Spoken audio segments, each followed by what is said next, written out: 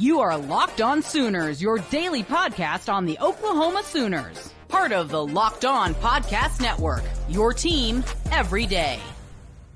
And so, Jay, we discussed the best position groups on this team. Well, one of the position groups that people aren't super confident in heading into the season, but could certainly turn our opinions around, and that's tight ends.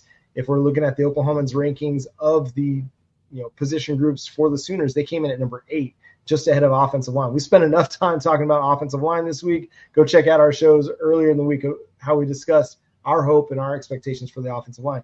But let's talk tight end, because last year Austin Stogner returned. It didn't turn out to be what everybody had anticipated it would be. He wasn't super productive in the passing game. The group as a whole was not very productive in the passing game. And it was a little bit disappointing after what Braden Willis was able to do in 2022. And you're right.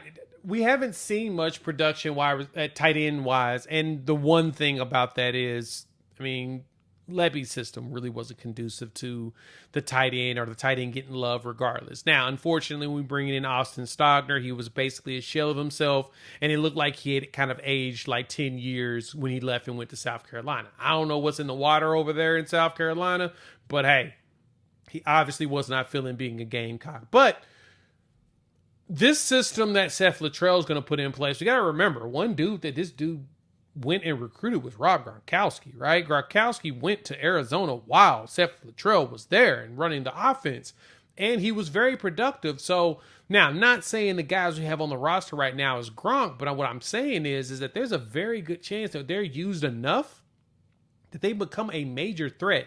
Jake Roberts as well as Bauer Sharp both were two of the highest grade players in the SEC going into the SEC based upon the PFF grades, right? So they did the list, PFF put the grades up there or whatnot, and you had both Bauer and Jake Roberts. I think Bauer was second on that list. So that's a huge deal for what we're trying to do here at Oklahoma, because even though we did get Devon Mitchell, who is technically a 25, he's 17 years old, he reclassified and came in a year early. We're struggling right now with recruiting tight ends, and it's only because we don't have a proof of concept to show that we're gonna use them. So I guess the question we have to ask ourselves is, who do you think is going to be the one that's going to be able to step up? Would it be a Bauer Sharp? Is it going to be a Caden Helms? Are we going to get him? A Cade McIntyre, the Nebraska kid? Or would Jake Roberts be that guy? Who do you think is going to be the one that's going to be able to step up and give us production at tight end that we've been needing? I have no idea right now. And I know that's not the answer that you come to Locked On Sooners to get, because I think there's a lot of positive things said about Bauer Sharp in spring ball. Jake Roberts wasn't necessarily available because of injury. Caden Helms is just now getting back and becoming available due to injury. Cade McIntyre was also very limited at times, and he's got size that he needs to put on if he wants to play tight end at the SEC level.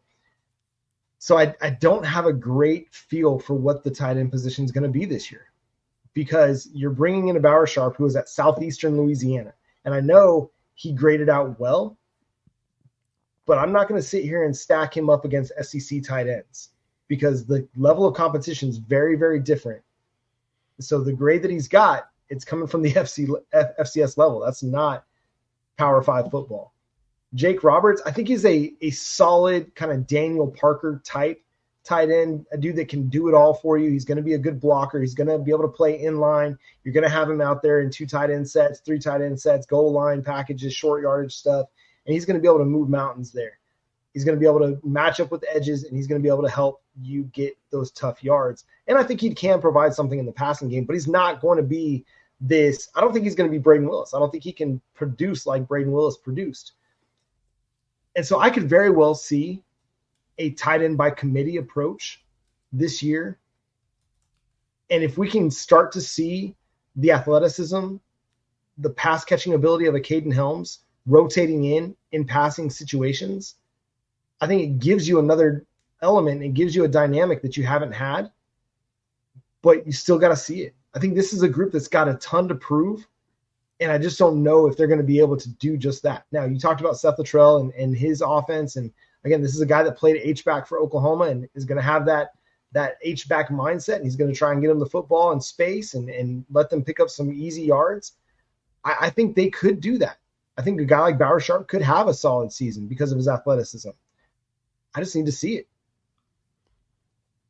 That's the tough part, is that just about everything we have here, right? We don't have the concerns, we have the questions. And that is going to be a question for us when it comes to the tight end room. And you're right.